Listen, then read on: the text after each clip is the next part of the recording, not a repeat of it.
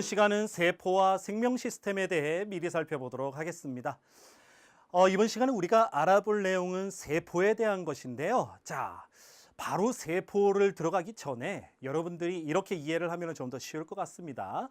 우리가 얘기하는 이 세포라는 것은요, 지금 여러분들이 화면 속에서 선생님을 바라볼 때의 이 선생님의 모습은 하나의 개체가 됩니다.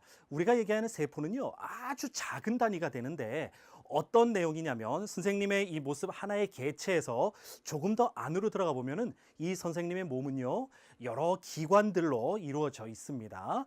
근데 그러한 여러 기관들을 보면은 또 여러 조직들로 이루어져 있어요. 선생님의 몸은요. 자, 그러한 조직을 또 더 들어가 보게 되면은 바로 지금 여기에서 얘기하는 세포라는 것으로 이루어져 있다라는 거예요. 그래서 우리가 하나의 생명체 개체에서 쭉 들어갔을 때에 여기에서 얘기하는 생명체를 구성하는 구조적 단위로 가장 낮은 단위, 가장 기본적인 구조적인 단위에서 가장 기본적인 것이 바로 이 세포더라라는 것입니다. 아시겠죠? 그래서 여기에서 정리하는 이 세포라는 것은 생명체를 구성하는 구조적 단위다라는 것이 어떤 내용들이구나라는 것을 여러분들이 좀 머릿속에 이렇게 상상을 해주시면 좋겠습니다. 자, 그래서 이 세포는요, 크게 두 가지로 나눌 수가 있습니다. 자, 동물세포와 식물세포 이렇게 두 가지로 구분을 할 수가 있고요. 자, 이 세포는 뭘 하느냐? 세포는요, 물질 대사를 하고요. 그 다음에 생장 및 생식을 하는 기능적 단위이기도 하다. 자, 앞에서 세포에 대한 정의와 지금 여기에서 얘기하는 이 내용들 중요한 내용이니까 여러분들이 기억해 주시기 바랍니다. 자, 바로 여기에서 기능적 단위다라는 것이 아주 중요한 부분입니다. 자, 이 세포 같은 경우에는요, 우리가 살펴보게 되면 대부분의 세포는 매우 작습니다. 그리고 세포가 구성하는 몸의 부위에 따라서 다양한 크기와 형태를 가지고 있습니다. 여기는 이제 그 피부를 형성하는 상피세포가 있고요. 신경을 구성하는 신경세포가 있고, 그 다음에 식물의 잎에서 관찰할 수 있는 공변세포가 또 있습니다. 자, 그러면 이 세포에서 이번에는 좀 더 그 안쪽을 들여다보겠습니다. 세포 소기관이라고 하는데요. 세포 내의 특정 기능을 수행하도록 분화가 된 구조이다라는 것입니다. 자, 이 세포 소기관은요, 세포 안에서 물질을 합성하기도 하고요. 그 다음에 에너지를 전환하는 이러한 기능을 담당하고 있습니다.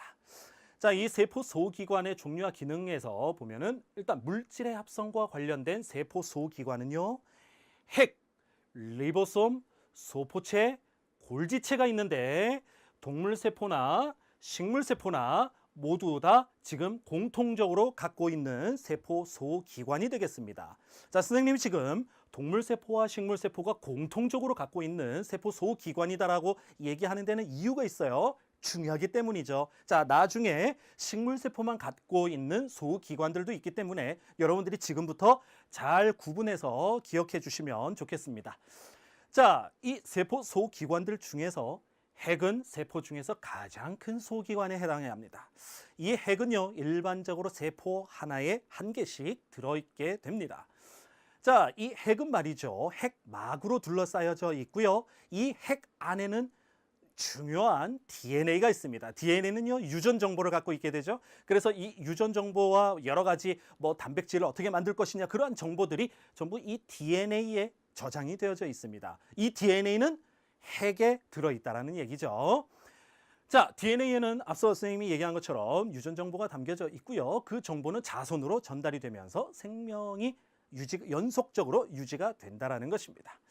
자, 그 다음 세포 소기관으로는요, 리보솜이라는 것이 있는데, 자, 영어이기 때문에 여러분들이 좀 생소할 수가 있습니다. 자주 보면은 좀 친숙한데요. 자, 리보솜이라는 기관은요, 작은 알갱이 모양으로 되어 있다. 자, 여기에서 중요한 것도 한 가지. 소기관과 그 역할도 중요한데요. 여기 지금 그림에서 그림을 봤을 때에 뭐가 리보솜이고 뭐가 핵이고 한 것을 여러분들이 그림을 통해서도 알아줘야 됩니다. 그래서 작은 알갱이 모양으로 지금 되어 있는 여기 쪼까맣게 그죠? 조그맣게 이렇게 작은 알갱이 모양으로 된 게 이것이 리보솜이구나라는 거 기억해 주십시오. 자, 세포가 생명 활동하는 데 필요한 무엇을 합성하느냐? 단백질을 합성합니다. 단백질은 리보솜에서 합성된다라는 것으로 연결하시면 되겠습니다. 자, 그다음 소기관은요. 소포체가 됩니다. 이 소포체는요. 핵막과 연결되어서 세포질에 퍼져 있다라고 알아두시고요. 자, 소포체는요. 리보솜에서 합성이 된 뭐가 단백질이 세포의 다른 부위로 운반하거나 지질을 만든다라는 겁니다.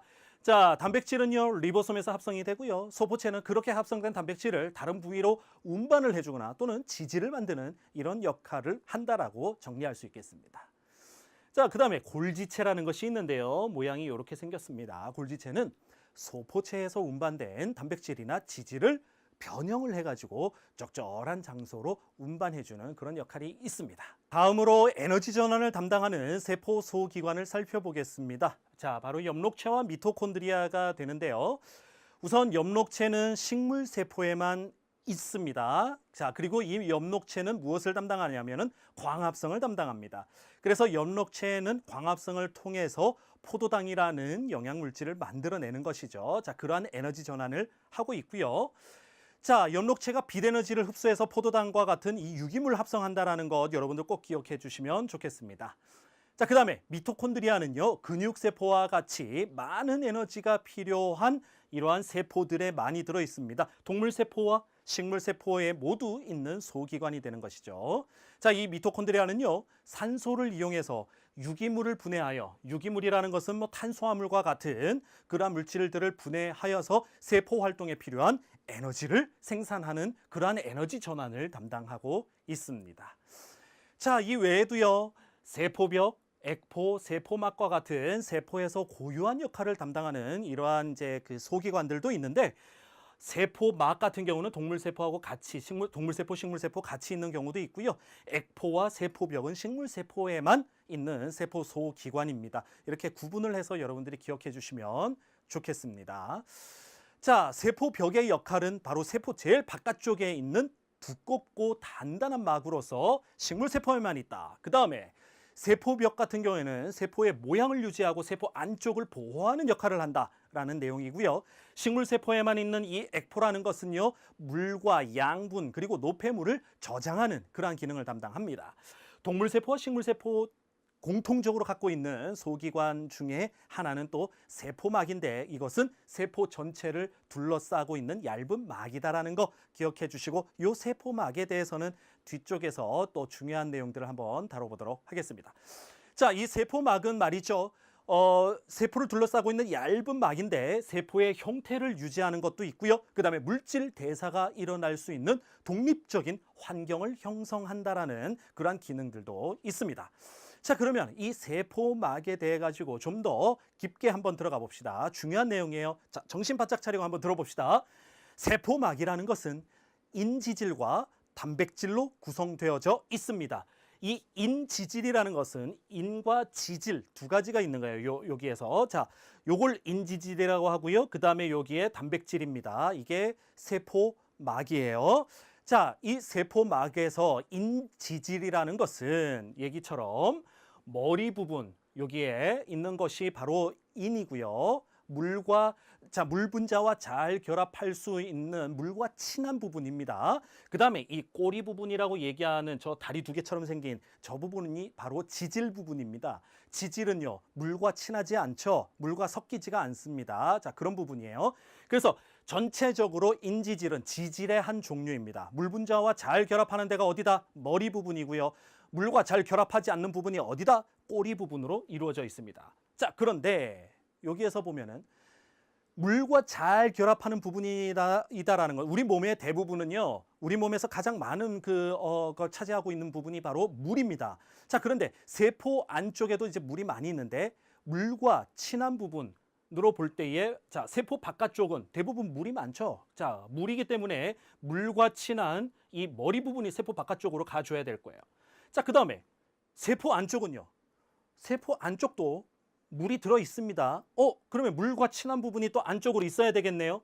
근데 이거 하나 가지고는 그렇게 형성이 안 되죠. 그래서 이렇게 양쪽으로 이렇게 두 개가 있는 이런 모양으로 형성이 되어져 있습니다. 그래서 세포 안팎으로, 세포 안쪽과 바깥으로 대부분 물이 있기 때문에 인지질의 꼬리 부분은 안쪽에서 이렇게 만나져 있기 때문에 물을 싫어하기 때문에, 그 다음에 머리 부분이 바깥으로 향하는 이중층으로 되어 있다. 이중층이라는 거 꼭 기억해 주시면 좋겠습니다.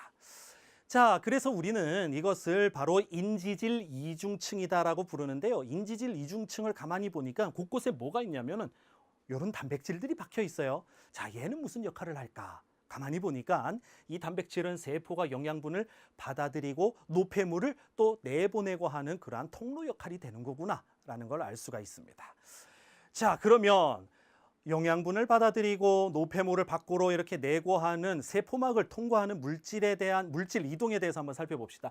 일단 세포가 하나의 생명 시스템으로 유지가 되려면 말이죠. 외부로부터 필요한 물질은 받아들여야 될 것이고 생명 활동에 따라서 만들어진 그런 노폐물들은 세포 밖으로 내보내는 이러한 일련의 활동들이 나타나야 될 것입니다.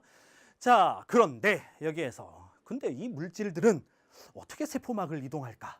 어떻게 세포막을 통해서 이동할까 한번 살펴봅시다. 우리가 겨울철에 김장 담글 때 보면 배추에 숨을 죽인다라고 해서 소금을 이렇게 뿌려 놓습니다.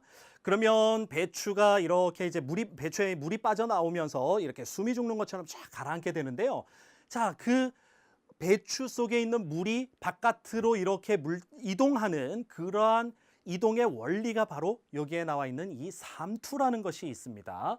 자, 삼투라는 것은 뭐냐면은 바로 농도가 낮은 용액에서 높은 용액으로 용매가 이동하는 현상이다라는 거예요. 자, 배추에서 우리가 밖에 소금을 뿌리게 되면은 바깥의 농도가 더 진하게 되겠죠. 배추 안쪽에 있는 부분은 농도가 상대적으로 낮아요. 자, 모든 현상들은 농도를 맞추려고 하는 그런 이제 그 평형의 상태로 가려고 하는 성질이 있기 때문에 배추 안쪽에 있는 물이 밖으로 나오면서 밖에 있는 진한 농도를 자꾸 희석해서 농도를 낮춰서 맞추려고 하는 그러한 특징이 있습니다. 바로 그 현상이 여기에 얘기하는 삼투예요. 농도가 낮은 쪽에서, 낮은 용액 쪽에서 농도가 높은 쪽으로 뭐가 이동하느냐? 용매만 이동을 합니다. 용매만.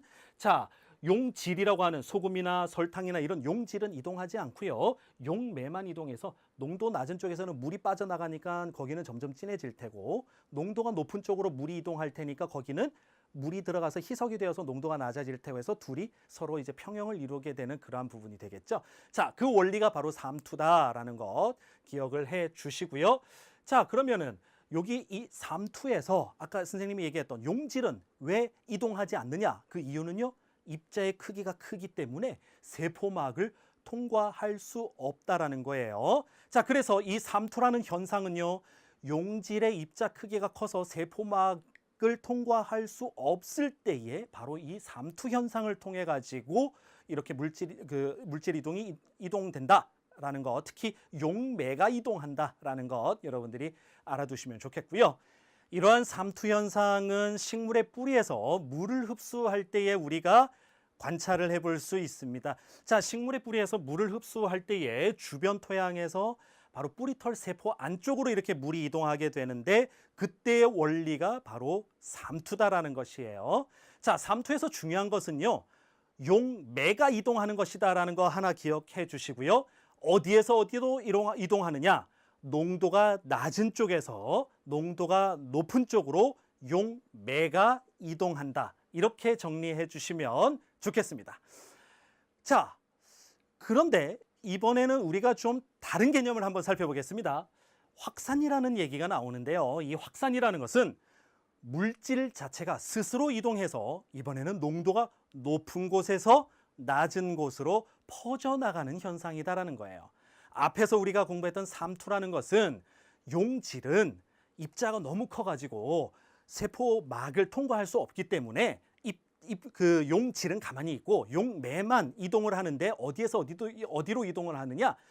농도가 낮은 쪽에서 농도가 높은 쪽으로 이동하는 건데 지금 여기 얘기는 확산이라는 것은 이제 물질 스스로가 운동을 해서 농도가 높은 곳에서 낮은 곳으로 퍼져나가는 현상이다라는 것입니다. 두 개념 헷갈리지 않게 잘 정리해 주시고요. 자, 이 확산의 예는 우리 향기 나는 방향제 있죠. 방향제를 딱 뒀는데 향기가 공기 중으로 퍼져가지고 온 방에 향이 퍼지는 것도 바로 확산의 예고요. 자, 물에 떨어뜨린 한 방울의 잉크가 쫙 퍼져가지고 이 물 전체가 잉크 색깔로 바뀌게 되는 것도 바로 확산의 예가 되겠습니다. 자, 그러면 다시 이제 세포막으로 돌아와 가지고요. 세포에서는 세포막을 경계로 세포 안팎의 농도 차이가 있습니다. 그렇죠? 그러한 농도 차에 따라서 확산이 일어나게 됩니다. 확산은 농도가 높은 곳에서 낮은 곳으로 물질이 스스로 이동한다라는 것이죠. 자, 산소와 이산화탄소 등 비교적 크기가 작은 물질 같은 경우에는요, 물과 잘 요런 물질 같은 경우나 또는 물과 잘 결합하지 않는 지용성 물질이나 그다음에 지질의 입자나 이러한 것들은 우리 세포막을 통해서 그냥 직접적으로 통과를 합니다. 그렇죠? 직접적으로 이 물질들이 이동을 한다라는 거예요. 확산된다라는 얘기입니다. 자, 그리고 대부분의 이온이나 포도당, 아미노산과 같이 큰 물질들 같은 경우에는요, 막을 직접 이렇게 통과할 수는 없어요. 크기가 커서. 그래서 막에 박혀 있는 요 단백질 있죠? 막 단백질을 통해 가지고 확산이 이루어진다라는 것입니다. 확산이 이루어지기는 하는데 그 방법이 좀 차이가 있습니다. 이러한 세포막을 통한 물질 이동의 특징을 살펴보면은요, 크기가 작거나 지용성인 물질은 바로 세포막을 통해서 이동을 하고, 혹은 이온 상태이거나 크기가 큰 물질은 막 단백질을 통해서 이동한다라는 이러한 특징들이 있었죠. 자, 이렇게 물질의 종류에 따라서 선택적으로 이렇게 이동하는 그러한 현상들을 우리는 바로 선택적 투과성이다라고 얘기를 합니다. 아시겠죠? 자, 바로 이러한 이제 선택적 투과성을 통해 가지고 세포는 세포 안팎으로의 물질 이동을 조절해서 생명 시스템을 유지하고 있습니다. 지금까지 세포와 생명 시스템 미리 보기였습니다.